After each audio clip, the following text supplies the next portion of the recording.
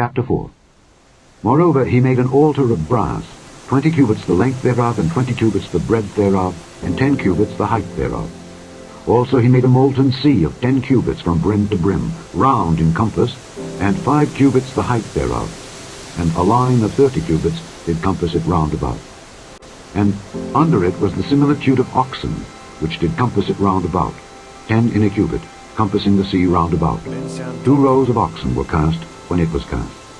It stood upon 12 oxen, 3 looking toward the north, and 3 looking toward the west, and 3 looking toward the south, and 3 looking toward the east. And the sea was set above upon them, and all their hinder parts were inward. And the thickness of it was an handbreadth, and the brim of it like the work of the brim of a cup, with flowers of lilies. And it received and held 3,000 baths. He made also 10 lavers, and put 5 on the right hand and 5 on the left to wash in them. Such things as they offered for the burnt offering they washed in them. But the sea was for the priests to wash in.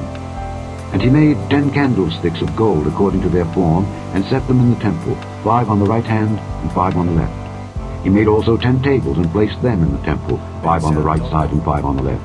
And he made 100 basins of gold. Furthermore, he made the court of the priests, and the great court, and doors for the court, and overlaid the doors of them with brass. And he set the sea on the right side of the east end, over against the south. And Huram made the pots and the shovels and the basins. And Huram finished the work that he was to make for King Solomon for the house of God, to wit, the 2 pillars, and the pommels and the chapiters which were on the top of the 2 pillars, and the 2 reeds to cover the 2 pommels of the chapiters which were on the top of the pillars, and 400 pomegranates on the 2 reeds, 2 rows of pomegranates on each wreath, to cover the 2 pommels of the chapiters which were upon the pillars. He made also bases, and lavers made he upon the bases, 1 sea, and 12 oxen under it. The pots also, and the shovels, and the flesh hooks, and all their instruments did Huram his father make to King Solomon for the house of the Lord, of bright brass. In the plain of Jordan did the king cast them, in the clay ground between Succoth and Zeredatha. Thus Solomon made all these vessels in great abundance, for the weight of the brass could not be found out. And Solomon made all the vessels that were for the house of God, the golden altar also, and the tables whereon the showbread was set. Moreover, the candlesticks with their lamps, that they should burn after the manner before the oracle, of pure gold. And the flowers and the lamps and the tongs made he of gold, and that perfect gold. And the snuffers and the basins and the spoons and the censers of pure gold. And the entry of the house, the inner doors thereof for the most holy place, and the doors of the house of the temple were of gold. Chapter 4.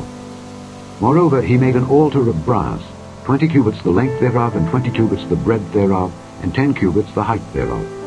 Also he made a molten sea of 10 cubits from brim to brim, round in compass, and 5 cubits the height thereof. And a line of 30 cubits did compass it round about. And under it was the similitude of oxen, which did compass it round about, 10 in a cubit, compassing the sea round about. 2 rows of oxen were cast when it was cast. It stood upon 12 oxen, 3 looking toward the north, and 3 looking toward the west, and 3 looking toward the south, and 3 looking toward the east. And the sea was set above upon them, and all their hinder parts were inward. And the thickness of it was an handbreadth, and the brim of it like the work of the brim of a cup, with flowers of lilies. And it received and held 3,000 baths. He made also 10 lavers, and put 5 on the right hand